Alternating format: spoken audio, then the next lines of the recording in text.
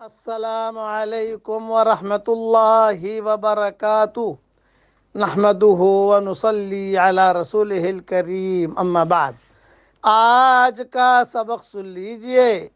آج کے سبق کی سرخی ہے سخاوت سے دوستی کیجئے، پارٹ نمبر 66۔ مدینہ منورہ میں ایک جوتوں کے تاجر تھے۔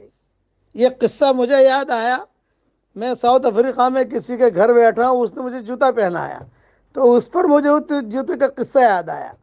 ان کی تجارت تھی جوتوں کی، تو مہینے میں ایک مرتبہ وہ جو ہے اپنی مسجد کے باہر اعلان کرتے تھے، مسجد نبوی میں نہیں، مسجد اور مسجدیں بھی ہوتی تھی حضور کے زمانے میں اور مسجد بن گئی تھی مدینہ منورہ میں، تو وہ اعلان کرتے کہ میں سفر سے آیا ہوں اور جو ہے جوتے بھی لایا ہوں الگ الگ قسم کے، تو فجر کی نماز میں آ جانا، باہر جو ہے سب بہت بڑا اسٹاک ہوگا، جس کے پاؤں میں جو آوے وہ لے جانا۔ اور تو ماشاءاللہ مسجد بھر جاتی تھی، اس میں مرد بھی ہوتے تھے، عورتیں بھی ہوتی تھی، اور وہ جو ہے بس وہ اعلان مدینہ منورہ، واٹس ایپ تو ہوتا نہیں تھا، لیکن یہ کوئی اعلان ہو جاتا تھا تو ایک دوسرے کو کہتے تھے وہ جوتے والا آ گیا ہے، وہ جوتے والا آ گیا ہے، وہ جوتے والا آ گیا ہے۔ تو وہ روزانہ اچھا ہر مہینے میں ایک مرتبہ وہ کرتے تھے۔ شام سے جب ان کا مال آتا تھا، بہت کوانٹٹی میں مال آتا تھا ان کا، تو کچھ مال تو بیچ دیتے تھے اور کچھ مال جو ہے غریبوں کے لیے سخاوت کے لیے وہ رکھ لیتے تھے، یہ ان کا معمول تھا۔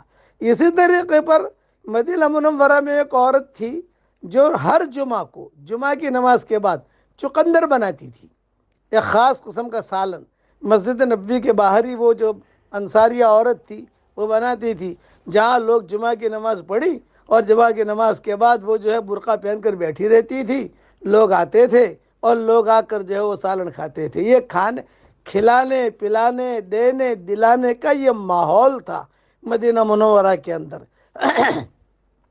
اس قسم کے بہت قصے ہیں جو میں بیان بھی نہیں کر سکتا میں، کہ سخاوت کا ماحول حضور صلی اللہ علیہ وسلم نے مدینہ منورہ میں پیدا کیا۔ اسی لیے میں ایک جملہ کہتا ہوں، ہمارے پاس شریعت کا علم تو ہے، بہت مفتی بھرے ہوئے دنیا کے اندر اور بہت کتابیں ہیں ماشاءاللہ، اور بڑے بڑے فتوے دے بھی رہے ہیں، لکھ بھی رہے ہیں، لیکن تربیت کا علم ہمارے پاس نہیں ہے۔ تربیت کا علم ہم زیرو ہیں، پتہ نہیں ہے کہ حضور صلی اللہ علیہ وسلم نے کیا تربیت کی تھی، کس کے ساتھ کیا معاملہ کیا تھا۔ اس لیے سخاوت سے دوستی کیجئے، سخاوت سے دوستی کیجئے، یہ بہت ضروری ہے۔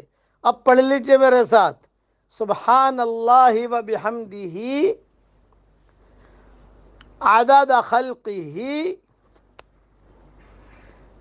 ورضا نفسہ وزنت عرشہ ومداد کلماتہ۔ اس کو تاج التسبیح کہتے ہیں، یہ تسبیح کا سردار ہے۔ حضور صلی اللہ علیہ وسلم فرماتے تھے، حضور صلی اللہ علیہ وسلم اپنی اہلیہ محترمہ کو یہ سکھایا کرتے تھے، گھر والوں کو یہ پڑھا کرو، اس سے اللہ تعالیٰ خوش ہوتے ہیں، اللہ تعالیٰ ہم سب سے راضی ہو جائے، اور اللہ ہمیں وہ کام کرنے کی توفیق دے جس سے اللہ خوش ہو، اور جو کام کرنے سے اللہ ناراض ہوتا ہو ہم سب کو بچنے کی توفیق عطا فرمائے۔ آمین۔ وآخر دعوانا ان الحمدللہ رب العالمین۔